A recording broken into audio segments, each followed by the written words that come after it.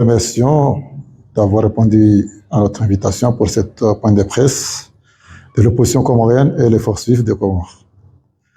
Organisé au nom des 5 candidats à la présidentielle et au nom de l'ensemble des candidats au poste de gouverneur des îles autonomes.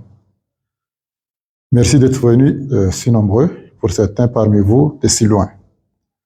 Nous avons souhaité, d'ici à Addis Abeba, la capitale de la politique de l'Afrique, de vous rencontrer pour faire face, grâce à vous, au monde entier et aux Comoriens de l'intérieur et ceux de la diaspora, qui nous écoutent et qui nous regardent et qui lisent, afin de leur informer la crise post-électorale en Union de Comores. Pour être plus concret, nous vous disons que le thème de cette point de presse est celui de vous communiquer les perspectives de sortie de crise, une crise provoquée par le coup d'État électoral suite à la publication éhontée par la Commission électorale nationale indépendante, la CENI, des résultats des scrutins présidentiels et de gouverneurs des îles autonomes du 14 janvier 2024 et qu'ils ont validés par la Chambre électorale de la Cour suprême. Nous allons donc vous exposer le point de vue des candidats de l'opposition qui ont participé à cette élection. Mais avant cela, je voudrais saisir l'occasion pour vous dire qu'en Union de Comores, l'élection de président de l'Union est l'élection majeure dans la vie politique comorienne. Elle devrait donc faire l'objet d'un soin particulier, tant au niveau de l'application stricte des dispositions de la Constitution et des textes qui régissent les élections, mais également tant aux autres textes et des enjeux par rapport au choix de l'avenir de notre pays. Cette élection constitue également un événement majeur partant de l'enjeu du choix que par l'implication des acteurs de la vie politique de notre pays. En ce qui me concerne, je vais vous exposer les faits qui ont engendré cette crise post-électorale qui a coûté la vie à un jeune manifestant qui est tué sous les balles des militaires et qu'il convient d'y ajouter plusieurs blessés en plus de des arrestations arbitraires des jeunes manifestants pour contester les résultats des élections. Je laisserai ensuite à notre conseil Maître Larifou pour les aspects juridiques sur les graves violations des textes des lois qui régissent les élections en Union de Comores. Mesdames et messieurs, dans le cadre de ce procès électoral en question, le corps électoral a été convoqué par le président de l'Union de Comores par décret numéro 2306 PR du 4 octobre 2023 pour l'élection du président de l'Union et du gouverneur des îles le 14 janvier pour le premier tour. Les électeurs se sont rendus à l'heure prévue à 7 h du matin dans les centres de scrutin, mais malheureusement, le scrutin a démarré avec beaucoup de retard dans plusieurs localités à cause des problèmes logistiques de la CENI, mais également du fait que les mandataires des candidats de l'opposition, les rares admis ont été admis tardivement à entrer dans les bureaux de vote, pour motif que les accréditations développées par les candidats de l'opposition ne sont pas acceptées par la CENI. Or, c'est le président de la CENI lui-même qui a validé ces mandats et cacheté le formulaire des mandataires proposés par les candidats. Cette admission tardive des mandataires des candidats de l'opposition a permis un bourrage systématique des urnes dans les bureaux de vote de l'ensemble du territoire, à ciel ouvert par les membres des bureaux de vote et les mandataires des candidats de l'Alliance de la mouvance présidentielle, en violation des dispositions des lois électorales. D'abord dans l'île d'Anjouan, dans la commune de Konijojo, les mandataires de l'opposition ont été expulsés des bureaux de vote sans fondement juridique ni base légale. Les urnes ont été bourrées. Et puis, ça s'est généralisé sur le plan de l'île d'une manière organisée et systématique parce que toutes les localités, ce même mode opératoire était à l'œuvre par rapport à ce scrutin. Au même moment, des bulletins précochés au nom des candidats de l'envoi présidentielle, M. Azala Somani, ont été saisis dans des bureaux de vote dans presque 3 localités. Dans la commune de Moya, Vouani, Jimlime, Bambam Tsanga et dans la région de la cuvette à Tsembehu, ainsi qu'à celle de Numakele, les mêmes modes opératoires, notamment les expulsions des mandataires de l'opposition et le bourrage des urnes, étaient érigés par l'armée et la CENI et ses démembrements. En ce qui concerne l'île Moélie, le scrutin a été aussi émaillé par des graves violations et des bourrages des urnes, j'en passe. À Moroni, en ce qui concerne l'île de la Grande Comore, nous avons également assisté à la participation du ministre de l'Intérieur lui-même, accompagné du maire de Moroni, pour expulser les assesseurs dans les bureaux de vote. Mais malgré toutes ces irrégularités qui ont été constatées, mais la CENI a publié des résultats provisoires dont il y a eu des incohérences sur les chiffres, mais aussi ces résultats ont été validés par la Cour suprême. Donc sur les incohérences des chiffres, il a été constaté que la CENI le 14 janvier avait annoncé un taux de participation de 60% et que le 16, le jour de la proclamation des résultats provisoires, la CENI a annoncé des taux de participation de 16%. Malgré tout cela, mais la Cour suprême a validé ces élections et a même tiré le taux de participation et l'a ramené à 57%, 56%, pardon, sans pour autant justifier s'il y a eu de nombre de voix qui ont été ajoutées. Donc voilà à peu près parmi les irrégularités que nous avons constatées. Nous avons interjeté des requêtes en annulation auprès de la Cour suprême. Malheureusement, ces requêtes n'ont pas été prises en compte. On n'a même pas été conviés pour débattre. Il n'y a pas un débat contradictoire entre nous, candidats, en tant que requérants, mais face à la Cour suprême. Donc, pire encore, le candidat élu au poste de gouverneur en juin a été proclamé par la Cour suprême, a avoué publiquement que grâce à l'implication de l'armée qu'ils ont réussi à avoir ces résultats. Donc, face à cette situation, nous avons décidé d'user tous les voies légaux dont nous disposons pour trouver une solution à cette crise, solution pacifique. Nous avons opté pour 3 volets. Il y a un volet diplomatique qui nous a conduit d'arriver ici aujourd'hui à Addis Abeba pour sensibiliser les pays amis et les partenaires et les organismes internationaux par rapport à cette crise qui prévaut aux Comores. Mais également, nous avons suivi des voies juridiques. Nous avons saisi la Cour suprême, parce qu'à la base, nous avons saisi en premier la Chambre électorale de la Cour suprême, mais maintenant, nous avons saisi la Cour suprême. Ensuite, nous avons également saisi la Cour africaine des droits de l'homme et des peuples, la Cour de la SADC. Bon, je laisserai Maître exposer tout ça.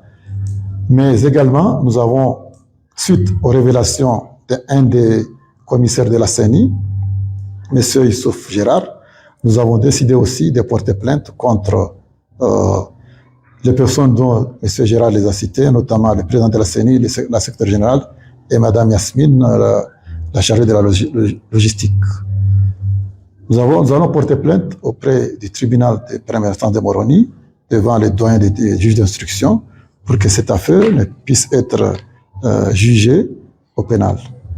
Voilà à peu près dans un bref présentation que j'ai essayé de vous présenter la situation qui prévaut aux Comores et qu'aujourd'hui nous sommes venus ici à Addis Abeba pour mener une campagne de contre par rapport à la récit du gouvernement, parce qu'il y a une campagne de désinformation, les gens sont mal informés, mais nous sommes venus pour exposer les faits réels par rapport au déroulement de ce scrutin. Voilà à peu près.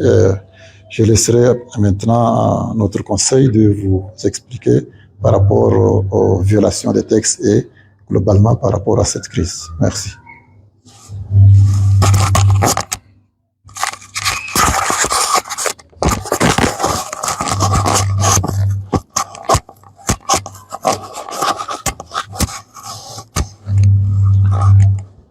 Oui, bonjour. Je vais prendre la parole suite à la présentation qui a été faite par l'ancien ministre et puis candidat aux dernières élections présidentielles de l'Union des Comores pour aborder l'aspect juridique de la démarche qui a été entamée, même si je vais devoir glisser aussi sur le terrain politique. Mais je vais me cantonner principalement sur l'aspect juridique pour expliquer à l'opinion internationale les démarches, le sens des démarches et les objectifs des démarches juridiques et judiciaires qui sont en cours aux Comores, sans doute, mais au niveau régional et international également. Mais avant tout, je tiens à expliquer les motivations des 5 candidats à l'élection présidentielle qui m'ont constitué, ainsi que mes autres confrères étrangers, puisque je ne suis pas seul. Nous sommes nombreux, des avocats étrangers inscrits dans différents barreaux étrangers qui ont accepté de prêter notre concours aux candidats aux élections présidentielles de l'Union des Comores. Bon, la motivation de nos clients, avant tout, c'était de mettre fin à cette série de coups d'État électoraux plutôt. C'est important que ce cycle de coups d'État prenne fin. Mes clients ne pouvant plus, ainsi que la population comorienne, ne pouvant plus supporter de vivre dans un régime d'exception, puisque tous les régimes issus des coups d'État sont des régimes d'exception. Ce sont des régimes qui imposent des restrictions en matière de liberté, et puis c'est aussi des régimes qui mettent l'état de droit dans une boîte. Voilà. Bon, donc depuis des années, les Comores vivent dans un régime d'exception qui restreint toutes les libertés des Comoriens. C'est le climat de terreur, c'est le climat de non-droit, c'est la tyrannie que nous subissons, que les Comoriens subissent. Donc, ils ont eu le courage de se réunir en collectif des candidats pour, d'une part, aux Comores, et c'est ce qui a été fait, et c'est ce qui est en cours, d'engager à Moroni plusieurs requêtes. Il y a les requêtes qui avaient déjà été introduites devant la Cour suprême de Moroni, laquelle Cour suprême n'a pas estimé nécessaire ni de les convoquer pour venir faire l'exposé des motifs qui les ont poussés à saisir la Cour suprême. Mais la Cour suprême s'est contentée, on ne sait même pas sur la base de quoi, pour justement entériner des résultats qui ne reposent sur aucun procès verbal crédible et sérieux.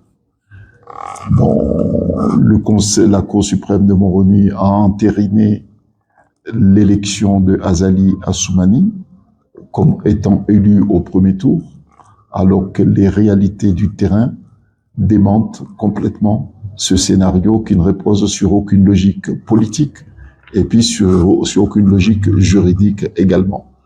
Bon, donc l'objectif, c'était de venir ici, à l'Union africaine aujourd'hui, pour faire la communication. Faire la communication pour une contre-communication. C'est ce que nous sommes venus faire ici, faire une contre-communication pour faire savoir à tous les chefs d'État de l'Union africaine, puisque tous les chefs d'État de l'Union africaine ont été saisis, nous les avons tous saisis. Toutes les délégations qui sont présentes ici à Addis Abeba ont été régulièrement saisies par nous. C'était important qu'ils aient à leur disposition le dossier de l'élection du coup d'État électoral commis aux Comores. C'était important de venir ici à Addis Abeba pour dénoncer, pour dire que non, Azali Assoumani n'a pas été élu et qu'à partir du 26 mai 2024, s'il n'y a pas de nouvelles élections, celui qui prétend diriger les Comores pour 5 ans encore sera quelqu'un issu d'un putsch électoral. Bon, donc c'était très très important et nous ne sommes pas venus les mains vides. Nous ne sommes pas venus à Addis Abeba avec les mains vides. Nous ne sommes pas venus ici pour strapoler. Nous sommes venus avec des dossiers solides, costauds et crédibles, et des preuves à l'appui également. Et c'est pour cette raison qu'à la demande de mes clients, les 5 candidats qui m'ont mandaté, qui nous ont mandatés, nous avons saisi la Cour africaine des droits de l'homme et des peuples. Nous avons saisi également la conférence des chefs d'État et de gouvernement de l'Union africaine. Nous avons saisi la Commission africaine des droits de l'homme et des peuples, puisqu'il y a la différence entre la Commission et la Cour. Et nous avons saisi également, et c'est la première fois que cela se fait dans le cadre des élections, nous avons saisi, dans le cadre d'une élection, nous avons saisi le tribunal de la SADC. C'est la première fois que la SADC est saisie d'une requête pour se prononcer sur la régularité d'une élection. C'est la première fois. La SADC a eu, le tribunal de la SADC a eu à se prononcer en matière de droits de l'homme, en matière de démocratie, mais c'est la première fois que la SADC est saisie d'une requête au fin, ainsi que les autres organisations, au fin de constater d'une part qu'il n'y a pas eu d'élection au Comores, mais en tout cas les élections qui ont eu lieu le 14 janvier dernier sont attachées des graves irrégularités. Il s'agit d'une fraude massive, avec des preuves à l'appui. Bon, donc nous avons demandé au tribunal de la SADC d'ordonner une enquête afin d'établir la vérité sur le scrutin, les scrutins présidentiels et les scrutins également des gouverneurs des îles autonomes de l'Union des Comores. Et nous avons demandé également aux différentes juridictions régionales saisies de surseoir à la décision rendue, aux décisions rendues par la Cour suprême de l'Union des Comores. La Chambre, c'est la Chambre. La Chambre, c'est la Chambre constitutionnelle et électorale de la Cour suprême de l'Union des Comores. Jusqu'à ce que l'enquête que nous avons sollicitée établisse la vérité sur le scrutin. Et Dieu merci, le peuple comorien, les Comores est un pays béni, puisqu'il y a, et c'est rare, qu'un membre de la commission électorale, il s'agit d'un commissaire qui a témoigné, qui a apporté un témoignage circonstancié, qui sont venus confirmer d'autres éléments qui étaient en notre possession, puisque les éléments, le témoignage de Maître Girard, Youssouf, est venu corroborer les autres éléments de preuve que nous disposions. Et son témoignage a été produit également, a été joint aux requêtes que nous avons déposées au titre de pièces complémentaires. Bon, donc, nous sommes très confiants quant à la crédibilité du dossier que nous disposons. Et les candidats ont raison, effectivement, de se battre parce que nous ne pouvons pas accepter qu'en 2024, quelqu'un s'autoproclame élu en tripotant les institutions de l'Union des Comores, et c'est pas admissible. Donc, les différentes requêtes ont été déposées, mais en tout cas, c'est leur devoir de le faire. Et puis, chacun assume ses responsabilités après. Mais l'histoire retiendra qu'il y a eu des candidats qui sont allés jusqu'au bout de la logique. Et c'est pas fini. Parce que, à la demande de mes clients, une plainte avec constitution de partie civile sera déposée la semaine prochaine au doyen de juge d'instruction de Moroni pour faux, usage de faux, et puis fraude électorale contre des membres de la commission électorale nationale indépendante, la CENI. Des membres de bureau de la CENI. Cette plainte avec constitution partie civile sera déposée la semaine prochaine par les candidats. Deuxièmement, et comme ce témoignage de Maître Girard accable par ailleurs la Cour suprême, une autre plainte, ou bien dans la même plainte, des membres de la Chambre électorale et constitutionnelle de la Cour suprême des Comores seront cités. Et comme c'est eux qui ont rendu cette décision honteuse, nous demanderons à la Cour suprême de surseoir à l'exécution de ce juge, de cette décision contestée et contestable, de surseoir à l'exécution de cette décision. Donc nous demanderons à ce que cette décision ne soit pas acceptée. Ça veut dire quoi? Ça veut dire tout simplement que Azali Assoumani n'a pas à prêter serment sur la base, en vertu d'une décision qui souffre d'une contestation, mais sérieuse. Contestation juridique et contestation politique également, et puis contestation diplomatique également. Diplomatique également, puisque des diplomates accrédités à Moroni et des organisations internationales également, qui sont des partenaires de notre pays des Comores, et puis des États aussi qui sont partenaires des Comores, ont clairement, et c'est très rare, ils ont demandé, nos partenaires ont demandé transparence, la plus grande transparence des résultats prononcés. Et cette transparence n'a pas eu lieu. Et c'est pour cette raison qu'en raison des contestations juridiques et judiciaires, contestations politiques, contestations diplomatiques, mes clients ont raison de résister jusqu'à ce que la vérité sur le scrutin du 14 janvier dernier soit clairement établie. Il y va ainsi de l'intérêt des Comores et il y va aussi de leur honneur. Bon, donc, nous irons jusqu'au bout.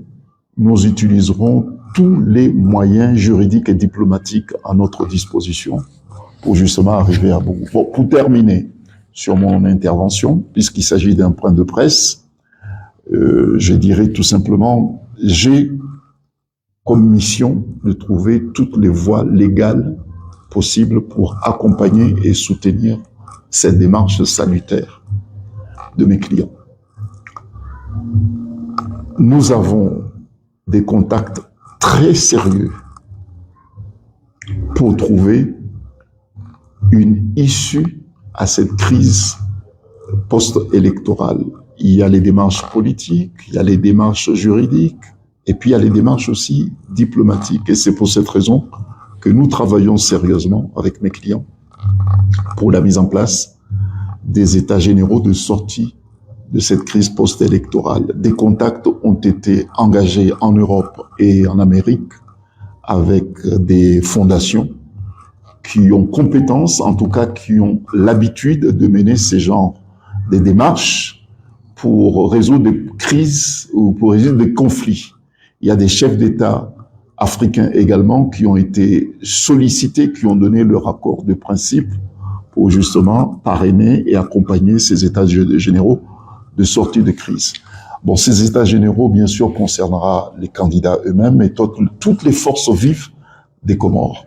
Nous le faisons parce qu'il est important de sortir de cette crise, et la sortie de cette crise débouchera inévitablement à des nouvelles élections et qui donnera aux Comores les autorités légitimes issues librement des urnes.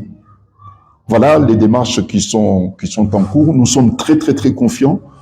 Je pense que mes clients ou moi-même, nous reviendrons sur cet aspect des états généraux. Nous vous dirons quels sont les pays qui ont déjà, et les dirigeants qui ont déjà donné leur accord. Et puis, nous vous dirons aussi quelles sont ces fondations qui ont déjà donné leur accord de principe. Mais c'est une démarche qui peut aller très vite.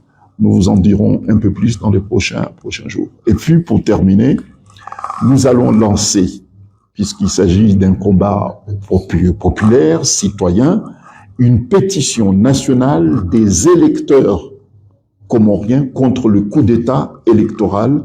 Cette pétition circulera partout aux Comores dans les prochaines semaines. Bon, donc, il y a un combat citoyen, il y a un combat politique et qui est mené. C'est un combat très pacifique, puisque contrairement à celui d'en face, mes clients utilisent les voies légaux, les voies pacifiques pour arriver à bout du coup d'État électoral du 14 janvier dernier, et j'en ai terminé. Avant de terminer, je voudrais juste rajouter, remercier notamment les pays. Je voudrais remercier et saluer les pays amis et les organismes internationaux qui ont demandé des éclaircissements sur les chiffres et les incohérences des chiffres ici de ces élections est présenté publié par la Cour suprême dans le cadre des résultats. Donc, c'est la raison pour laquelle nous avons fait le déplacement et qu'aujourd'hui, nous sommes confiants de notre mission, de notre venue ici, parce que nous avons pu rencontrer pas mal de délégations qui ont quand même pris au sérieux notre dossier, comme Maître l'a si bien dit, et que nous demandons à la population, à nos compatriotes d'être attentifs et de continuer à lutter parce que nous ne lâcherons rien tant que la vérité ne soit pas établie dans cette affaire, parce qu'aujourd'hui, ça va de l'avenir de notre pays, ça va aussi de la crédibilité des élections dans notre pays. Si aujourd'hui on n'arrive pas à trouver une solution à cette crise, je ne pense pas qu'on aura la volonté d'organiser ou de participer dans des élections, raison pour laquelle, en plus des crises sociales, politiques, économiques, mais je veux dire qu'aujourd'hui, le président Azali souffre il y a un problème de légitimité, mais aussi de légalité. Et ces deux vont engendrer un problème de stabilité et d'insécurité. Nous ne souhaiterons pas en arriver jusque-là, mais nous allons continuer à travailler pour résoudre cette crise d'une manière pacifique, comme le maître l'a si bien expliqué. Nos démarches vont continuer et que nous entendons également, nous allons nous rendre à Arusha par rapport à la plainte qui a été déposée là-bas aussi. Et puis nous verrons, à chaque fois nous communiquerons à l'opinion nationale et internationale par rapport à l'évolution de ce dossier. Voilà à peu près ce que je voulais rajouter et nous tenons à vous remercier et soyez nos messagers pour bien diffuser cette point de presse parce que il s'agit de la survie de la démocratie dans notre pays, mais aussi ça peut être un cas d'école. Aujourd'hui, nous avons pu assister à l'image que le président de l'Union africaine a donnée à la démocratie en Afrique. Nous voulons quand même redonner une autre image par rapport à notre démarche. Merci.